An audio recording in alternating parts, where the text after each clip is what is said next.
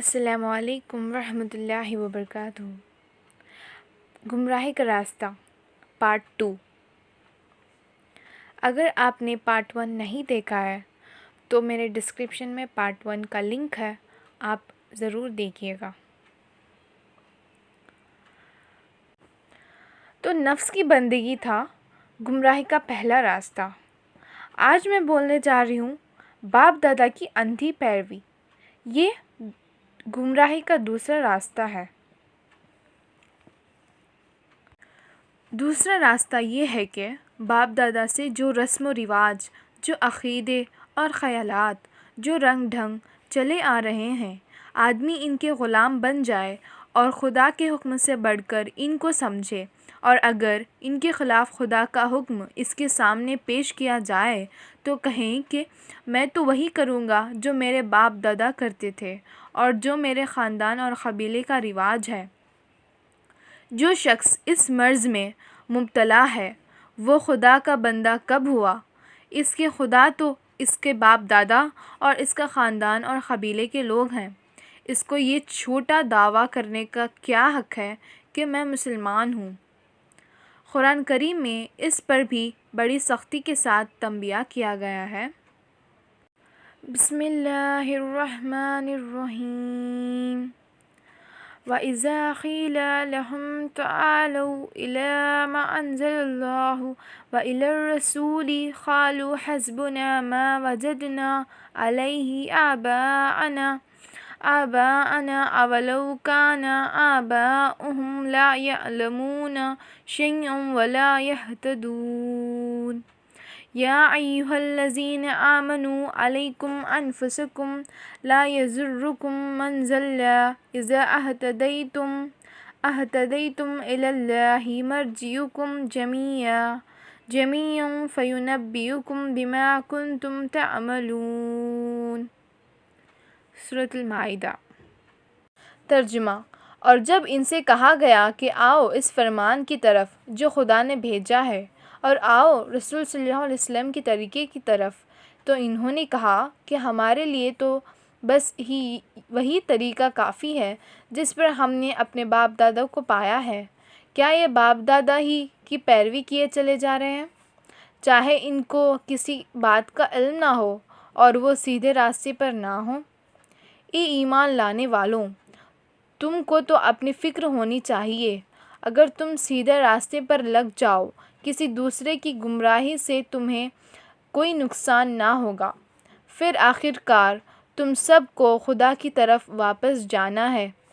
اس وقت خدا تم کو تمہارے اعمال کا نیک و بد سب کچھ بتا دے گا۔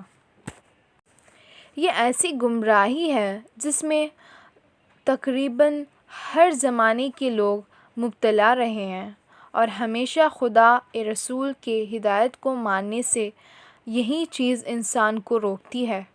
حضرت موسیٰ علیہ السلام نے جب لوگوں کو خدا شریعت کی طرف بلایا تھا، اس وقت بھی لوگوں نے یہی کہا تھا، اجئتنا لتلفتنا عما وجدنا علیہ آباءنا۔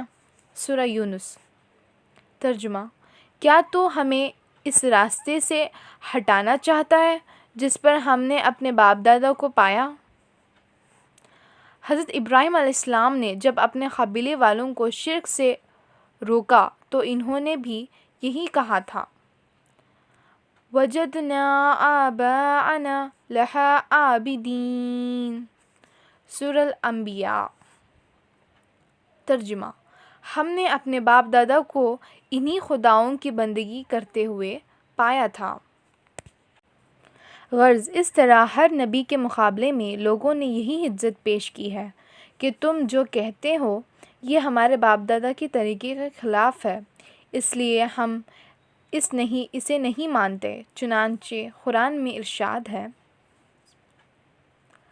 وَكَذَلِكَ مَا أَرْسَلْنَا مِن قَبْلِكَ فِي قَرْيَةٍ مِّن نَّذِيرٍ إِلَّا قَالَ مُتْرَفُوهَا إِنَّا وَجَدْنَا آبَاءَنَا عَلَىٰ أُمَّةٍ وَإِنَّا آثارهم مقتدون قال أولو جئتكم بأهدى مما وجدتم عليه آباءكم قالوا إنا بما أرسلتم به كافرون فانتقمنا منهم فانظر كيف كان عاقبة المكذبين۔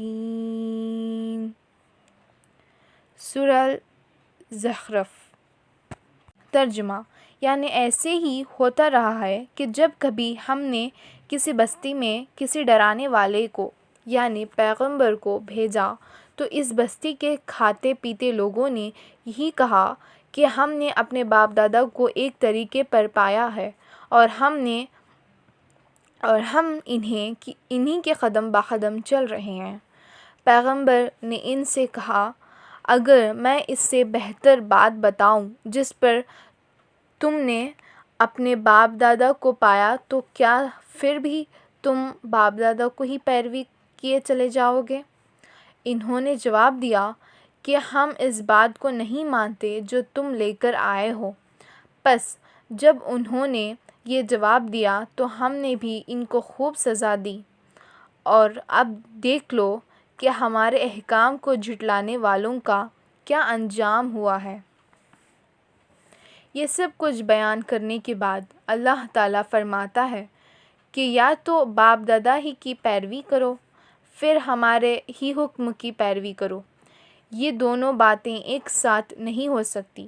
مسلمان ہونا چاہتے تو سب کو چھوڑ کر صرف اس بات کو مانو جو ہم نے بتائی ہے۔ صدق اللہ علیہ العظیم۔